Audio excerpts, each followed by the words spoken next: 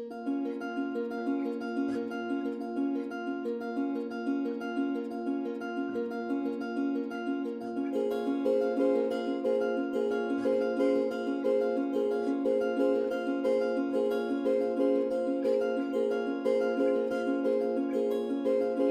inicio, ¿cómo usted se inicia como artista?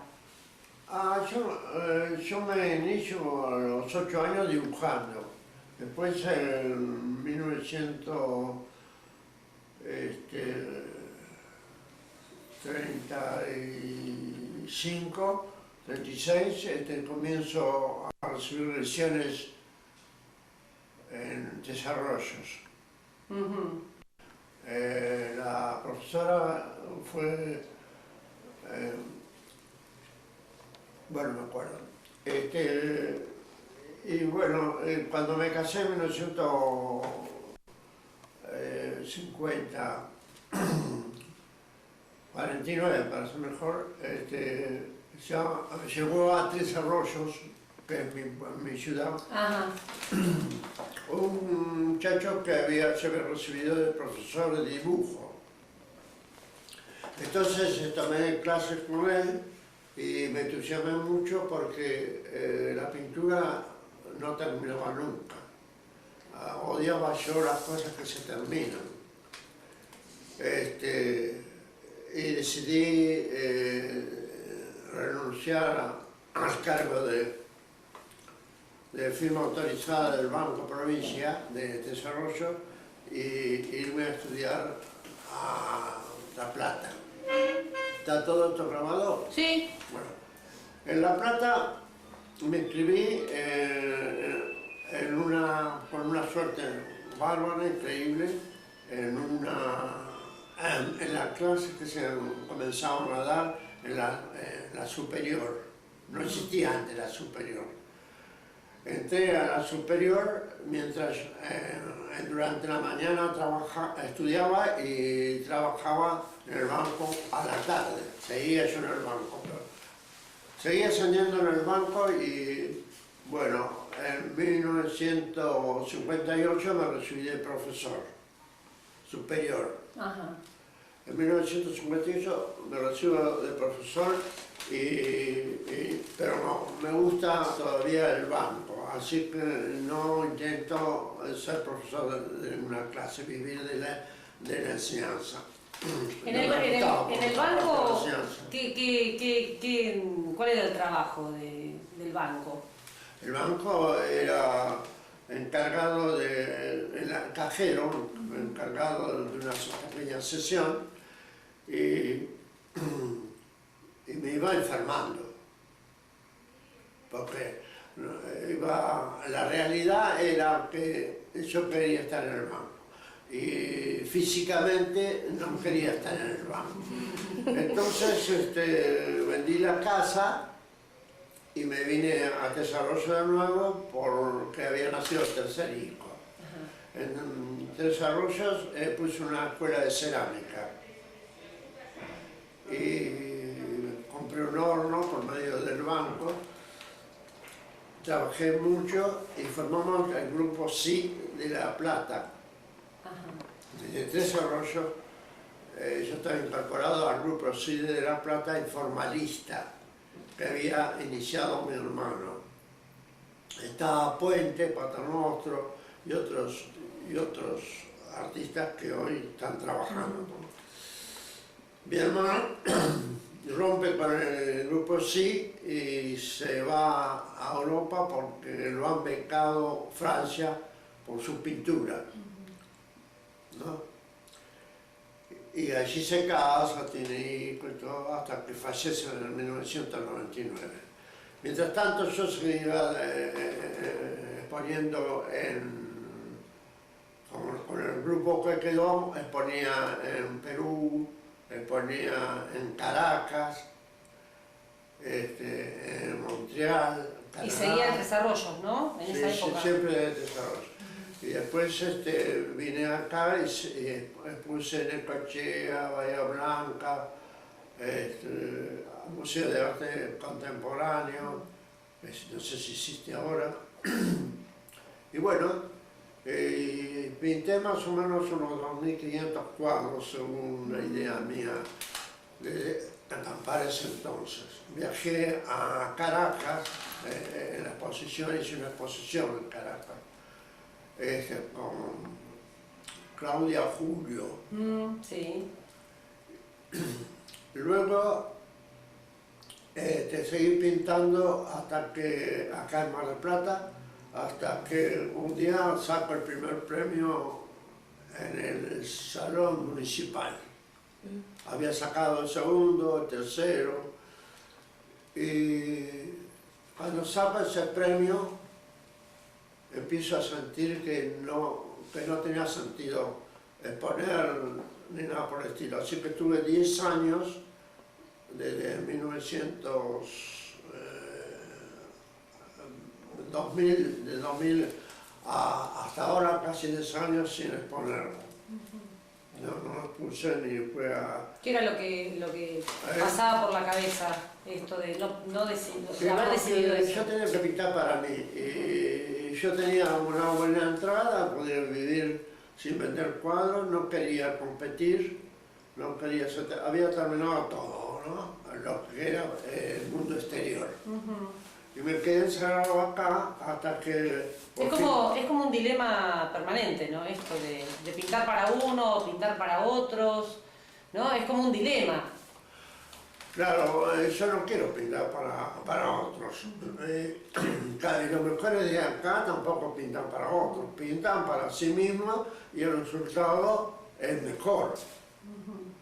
Porque cuando uno pinta para los demás, está pintando con efectos, que a los demás les gusta, al vulgo le gusta, entonces con efectos. Entonces se puede vender el cuadro. Yo no quería vender cuadros. Yo quería pintar para mí. Entonces, bueno, me hago amigo de Petroli, el pintor de acá, y así que estamos permanentemente en contacto desde ese entonces hasta ahora. Últimamente empecé a cambiar de nuevo y a pintar para afuera, no para el público, sino para exponer. Porque me había dado cuenta que me estaba enfermando al pintar sin comunicación con nadie. Bueno, eso creo que es suficientemente todo.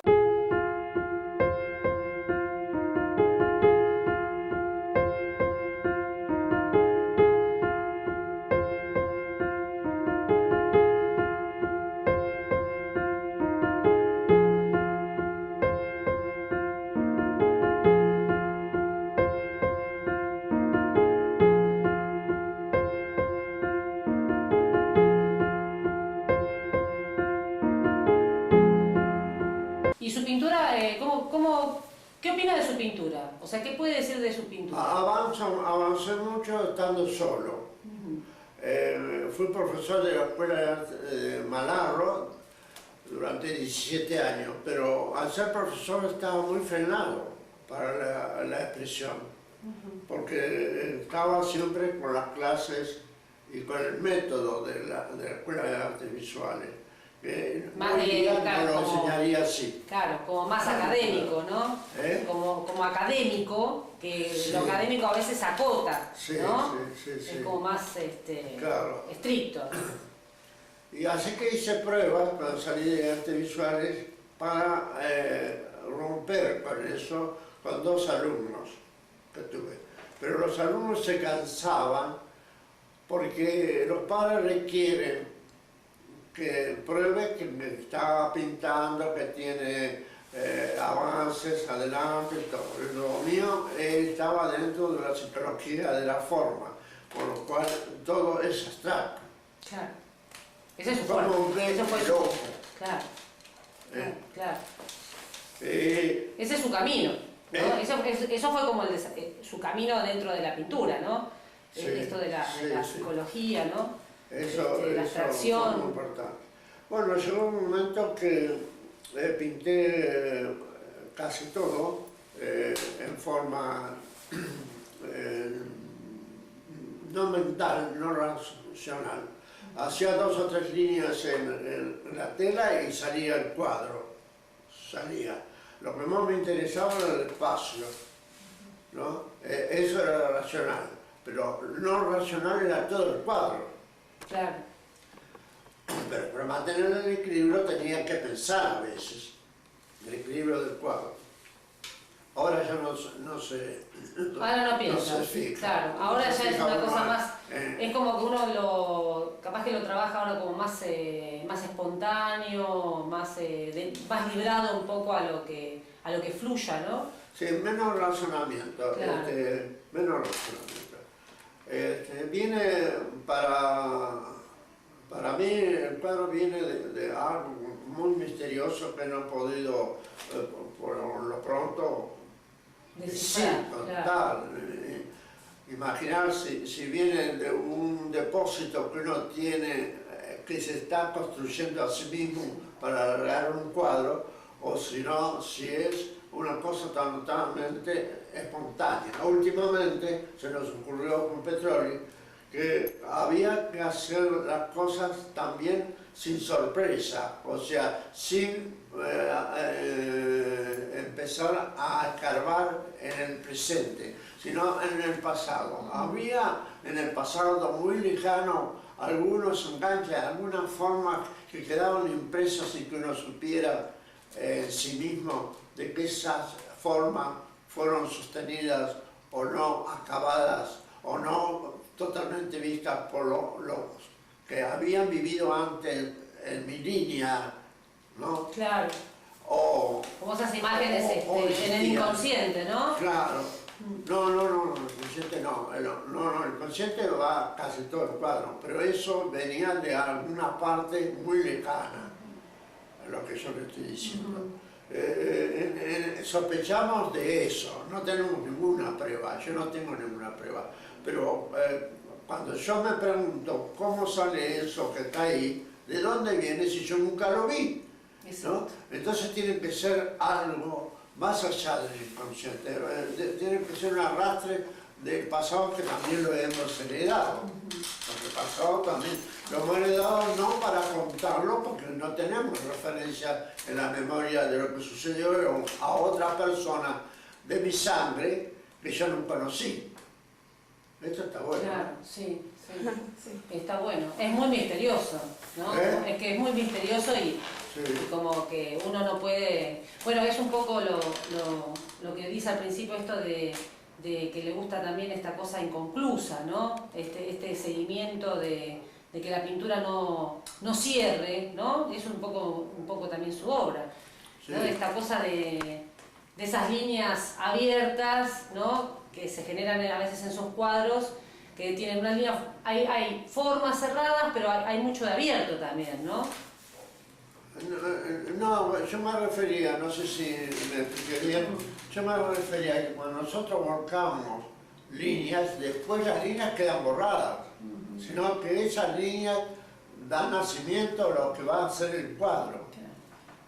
¿Me entiendes? Sí. Puede ser que yo haga 3 círculos y no lo utilice nunca, pero al hacer los 3 círculos a mí me produce un algo que nada tiene que ver con el círculo, nada, sino que es como si yo viera un hueso o el húmero o así, la cabeza del húmero.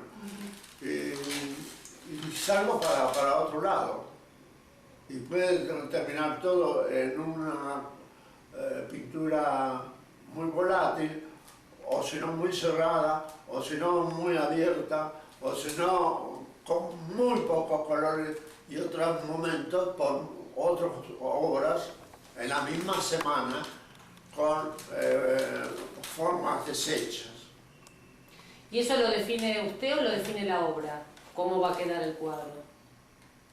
O sea, como queda la obra. Sí. ¿Es una decisión suya cómo queda el cuadro o es como que las mismas formas van tomando posesión de ese marco? Las dos cosas. Hay como una tensión permanente, ¿no? Sí, es cierto. Unas partes son estudiadas con la razón y otras partecitas desechas después. Claro. Y otras partes construidas sin haber pensado en nada. Lo mismo pasa con los colores. Uno está fabricando un color y no lo usa en el lugar donde iba a usarlo. Si no, se da cuenta que el color que está puesto llama a ese color recién hecho que vaya allí, al otro extremo donde yo formé el color para colocarlo. Noté que también a los pintores como Matisse le pasaba eso. En película he visto apuntar a las cejas con un marrón y después ponerlo como fondo y no tocar las cejas. Sí. Eso es algo que es un hablar, un ir y venir continuo el de hacer el pintura. Un ir y venir continuo, porque yo voy para la ceja y termino en un fondo. Es un ir y venir, porque yo no llego a tocar la ceja, sino que voy al fondo. Con su cambio el punto de mira, claro, en el instante. Elección de la paleta, ¿no? Hay una paleta que se ve que usted tiene, ¿no? Una paleta definida. ¿Cómo ve el tema de la elección de su paleta? Hago primero el fondo, ¿no? Muchas veces. Y de acuerdo al color que yo le puse al fondo, no sé por qué lo elegí, viene todo lo que está delante. Claro. O sea, trabaja directamente igual sobre el bastidor, ¿no? No es que hace bocetos, a veces cambia el fondo. Cuando pinta tiene la sensación, hay una sensación, diríamos, de cierta libertad o lo angustia. Sabemos que hay pintores que, por ejemplo, se angustian mucho pintando, o hay otros que los libera, ¿no? ¿Qué siente cuando está pintando, cuando está creando? No, nada, porque si yo siento algo, ya la razón pasa para mi mente. Y entonces no sale nada. Es como que la condiciona. Claro, yo sigo como parecido a lo que dijo una vez porque los ángeles me llevan la mano. A mí los ángeles no me llevan la mano, pero es una cosa sin control de la razón. Todo lo voy poniendo porque me lo pide el cuadro. Claro. Porque el cuadro me pide el color, esa forma es débil o esa forma fuerte, esa es la razón. Pero a veces yo no fortalezco una cosa débil, sino con el color. Le pongo rojo para hacer más simple. Entonces ya empieza a ancharse la forma. Es más mirada. Claro. Si yo le pongo un gris, se achica más la forma. ¿Cómo ve el arte marplatense? Y yo lo veo picando. Uno pica de una manera, el otro día de otra, que significa, en cierto modo, un intenso deseo de encontrarse con el cuadro. Y eso es muy positivo, pero avanzarían más los pintores si se juntaran. No digo todo, no sé, 100 pintores juntos no dicen nada, pero sí que un pintor se junta con 3 pintores, después con otros 3, 4. ¿Por qué?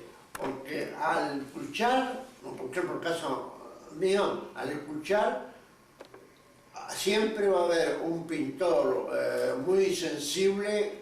No quiere decir que los pintores no sean sensibles, pero empiezan de diferente manera. Todos son distintas personas. Entonces su planteo es distinto en toda persona. Uno no puede meterse en eso, porque es muy personal. Pero los veo que a veces no saben la metafísica no prueban la metafísica, lo que está en el mundo invisible. ¿Y por qué? Y no sé, no puedo saberlo. Tendría que preguntárselo a ellos y estudiarlos. Pero yo estudié muchísimas cosas, no solamente pintura. Yo estudié religión. Cuando arma una muestra y la ve, ¿no? Cuando se hace una inauguración, cuando viene gente, lo saluda, ¿no? En la situación de inauguración a veces de las muestras, ¿se siente cómodo cuando ve todos sus cuadros puestos en una sala, expuestas? No, yo pierdo la memoria de los cuadros, incluso pierdo la memoria. No sé que yo lo he pintado, no sé, no me acuerdo de haber pintado eso.